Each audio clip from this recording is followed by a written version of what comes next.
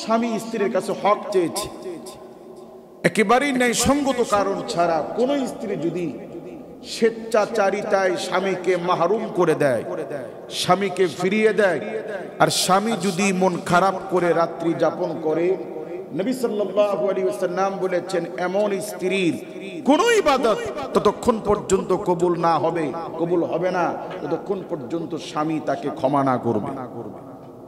সুবহানাল্লাহ বলবেন না? একজন স্ত্রী তুমি ছাড়া একজন পুরুষের যাওয়ার কোনো, তোমার স্বামীর যাওয়ার কোনো দ্বিতীয় বিকল্প রাস্তা নেই। কাজেই তার হকের জন্য সে যেন জিনার দিকে ধাবিত না হয়, সেই জন্য একজন স্ত্রীর প্রতি ইসলামের এতটা গুরুত্বপূর্ণ বিধান যে স্বামী যদি তার হক আদায় করতে চায়, কোনো স্ত্রীর অধিকার নাই একেবারেই ন্যায়সঙ্গত কারণ ছাড়া শুধুমাত্র স্বৈরাচারী ভাবে স্বামীকে ফিরাইয়া দিলে ওই স্ত্রীর কোনো ইবাদত আল্লাহর কাছে কবুল হবে না। আবার আল্লাহ পাক ইসলামে বিধিবিধান দিয়েছেন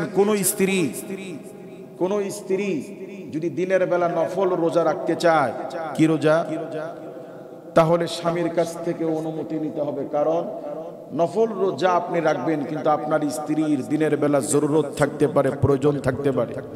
সুবহানাল্লাহ বলবেন না?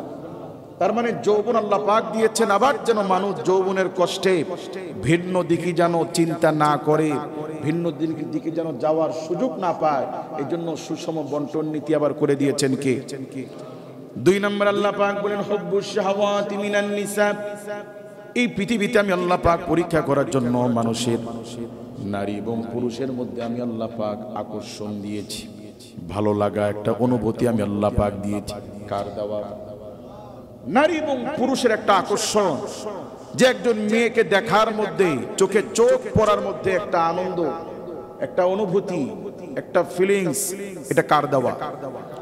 পুরুষ তোমার মনে চাবে নারীকে দেখতে, নারীর সাথে কথা বলতে, নারীর সাথে চ্যাট করতে, নারীর সাথে বন্ধুত্ব করতে, নারীর সাথে ভালোবাসা করতে, নারীর কাছে যেতে, নারীকে স্পর্শ করতে। এগুলো মানুষের ন্যাচারাল স্বভাব, এটা দিয়েছেন কে? কিন্তু এটা তোমার পরীক্ষার উপকরণ।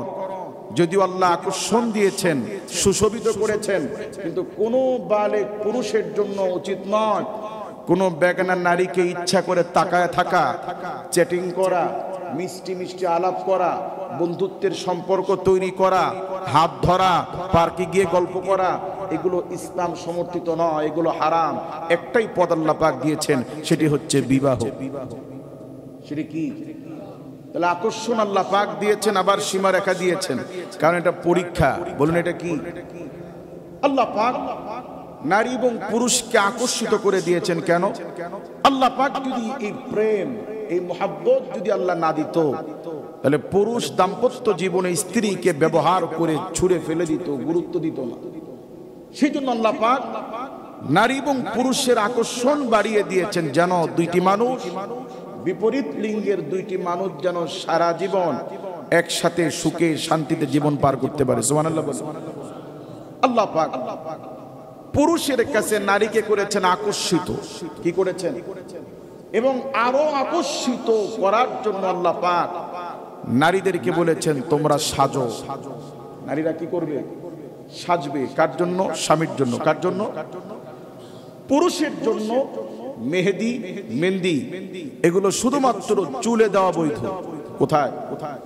হয়তো দাড়িতে অথবা মাথার চুলে। এছাড়া পুরুষের জন্য হাতে পায়ে দেওয়া মাকরুহে তাহরিম। মেয়েদের জন্য কোনো হারাম নয়, কোনো মাকরুহ নয়। মাথার চুল থেকে শুরু করে পা সর্বাঙ্গে আপনাকে সুসজ্জিত হওয়ার জন্য যেখানে খুশি সেখানে মেহেদি দিতে পারবেন, কারণ আপনাকে সাজতে হবে, সৌন্দর্য মণ্ডিত হতে হবে। সুবহানাল্লাহ বলেন।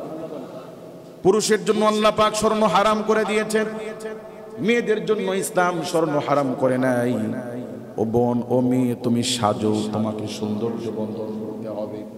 আল্লাহ পাক পুরুষের জন্য রেশমি কাপড় হারাম করেছেন, মেয়েদের জন্য কোনো হারাম নাই। পুরুষের জন্য আল্লাহ পাক লাল, কমলা, এগুলো নীল, এগুলো আল্লাহ নিষেধ করেছেন। কালা, মেয়েদের জন্য আল্লাহ পাক কোনো নিষেধ করেন নাই।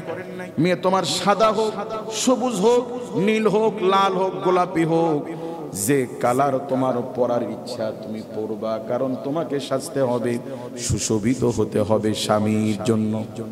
কার জন্য?